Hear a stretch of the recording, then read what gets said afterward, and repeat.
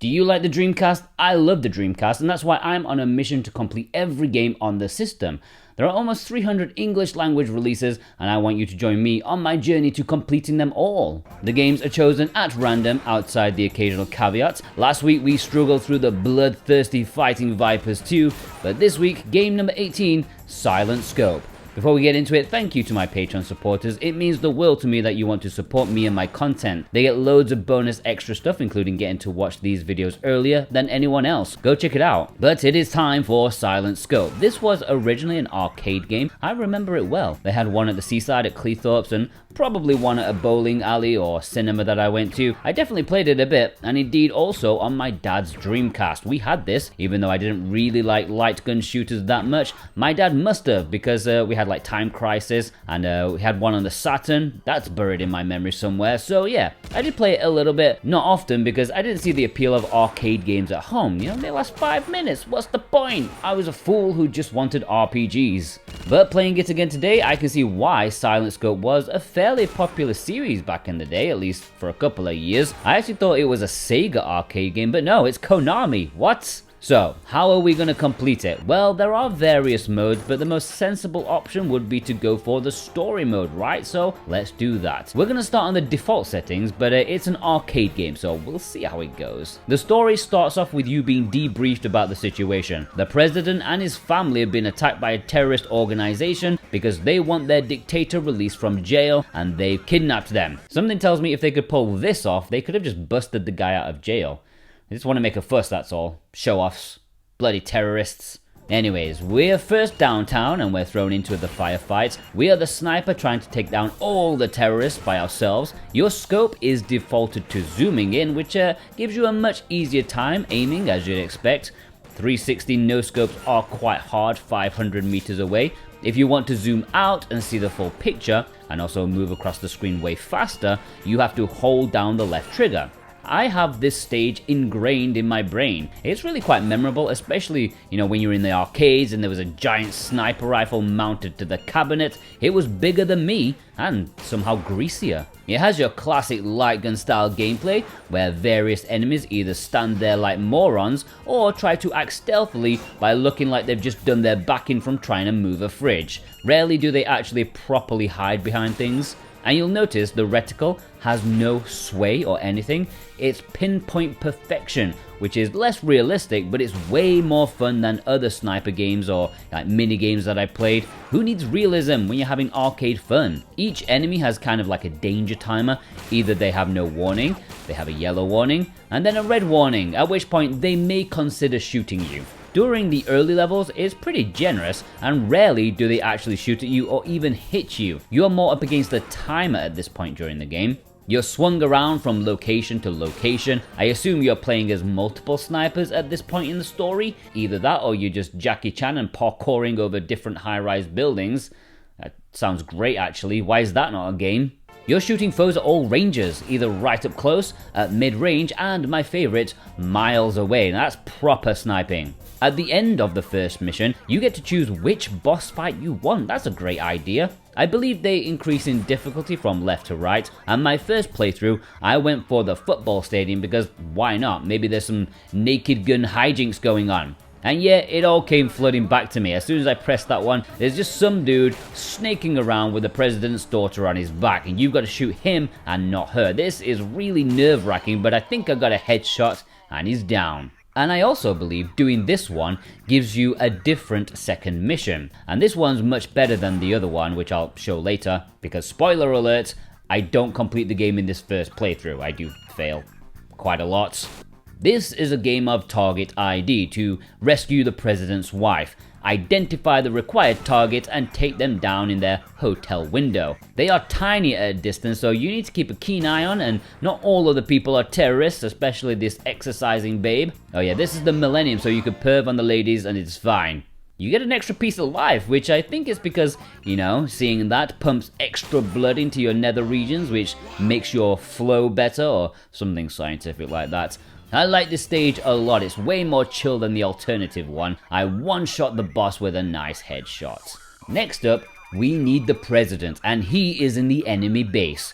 we have a tough choice of 2 entry points, going through the woods or parachuting in.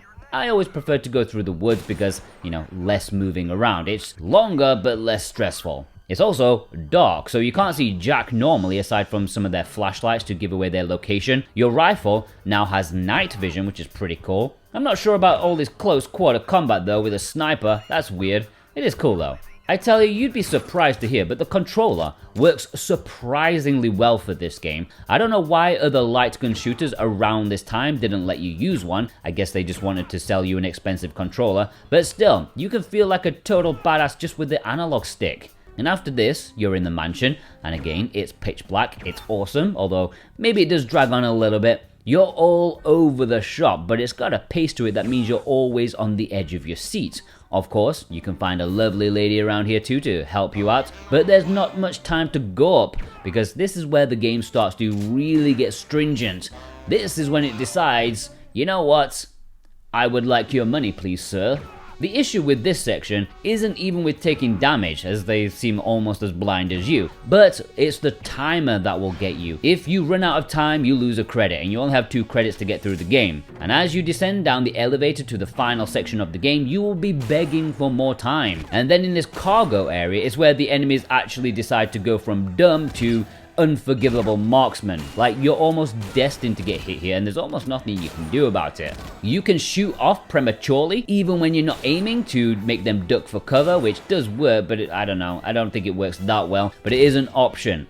Whatever. This is the final section of the game. Of course you're going to get shot a lot. Speaking of nothing you can do, how about the final big boss? This lady, who is supposed to be the secretary or something, she's armored. She's flipping around and she's flipping impossible almost. Like, you have to get lucky, and I'm not sure there's a way to actually avoid her attacks. And I failed, and failed, and failed again. And when you run out of credits, you have to start the whole story again. I mean, it is like only 15 minutes to get to here, including the transitions, but when it's action this intense, it feels like ages. And on my way to playing again, I did some of the other paths, like for example, choosing a different boss like the dude on the rooftop. It's like the American football one, except he hasn't been a snidey snake. He's just standing there with a rocket launcher, as you do. The middle one is against like a fighter jet, which I remember being more difficult as a kid. Maybe it's because I didn't think about no-scoping, which is a valid option against larger and closer enemies because you can react way faster. If you do either of those two, you go to a car chase scene, which is kind of cool, but I like it less than the other one because you're in motion. The enemies are in motion, either accelerating or slowing down, and lining up a shot, that can be a pain in the ass. But I love the fact you can shoot the driver straight away and not have to deal with the other morons. This culminates in a 2-stage boss fight. The second part is kind of painful. I really don't like this truck driving straight at you to mow you down because you have to headshot the guy to stop him. It's really, really annoying, and I always get hit, like all the time. Anyways, despite multiple attempts at beating Monica, she bests me like every time, and I just don't have enough life, I don't have enough time, and I don't have enough continues to power through. So yeah, I did adjust the setting just a little bit in my favor, not too much. But yeah, after she's disposed of, there's just 2 things left to do. Break this glass, jump over, and then that leaves you with just 1 bullet left as the boss tries to get away. You have 1 shot, and you have to take it right in the head. If you don't, it's game over no matter what. And that is Silent Scope done. As I said, there are other modes like training modes and stuff, there's even a remix campaign. Like if you go into the options, you can set it to the remix and it's mostly the same, but you have no credits and your placement seems different, which would add to the longevity. But for what I did and what I would consider complete for this playthrough, it took me 1 hour and 20 minutes. Obviously you can complete the game much quicker than that if you're good at it, but I needed to practice and I needed to fail quite a bit, but still a decent time I think. How would I rank Silent Scope? Well, I'm not the biggest light gun shooter fan out there, again because they're mostly arcadey in nature and they almost guarantee you to fail, which annoys the living crap out of me because I get it's the business model, but I like things to be, fair. However, even taking that into account, I think Silent Scope is a fantastic game. It also incorporates the controller really well, almost like it was initially made for it. I think it's a lot of fun, even if it's short, and the final level pissed me off. I'd give it a 7 out of 10 in terms of fun. Presentation, it's not brilliant. A lot of the models are quite cheap looking and the animation can be rather humorous, especially when it comes to the vehicles. Music, pretty sweet though, and I suspect the radio chatter would be good if I could bloody hear it. I'd give it a 6 out of 10 for that. In terms of difficulty, yes, of course, the base difficulty is quite tough. It's designed to kick your ass at the end, and you won't win unless you play almost perfectly through the previous levels to make sure you don't get hit, lose continues, waste time, things like that. But it does have a generous difficulty curve before it gets there. I'd give it a 7 out of 10. Yeah, I did slightly things in my favor just a little bit because, you know, it's an arcade game, but I did try my best on the standard, and I think I could get there eventually if I just practiced over and over and over again. But, you know, I've got things to do. Life must be gotten on with. Alright, thanks for watching. Thank you to my Patreon supporters for believing in me. I really appreciate that. If you want to join them, you can do so with the links below. Not only do they get to watch these episodes early, but they've already watched the next episode, Shinseki Evangelion Advance. It's back. That's actually my choice. That wasn't random. I did that because the game was working and I thought I should do it before, you know, it breaks again and drives me insane. You can watch that right now in the description. Special thanks to my super producers: Alexander Cato, Brent McLean, FF14 Best RPG, Vey, Sven Naulertz, Wixit, Josh Foote, and Dustin Martin.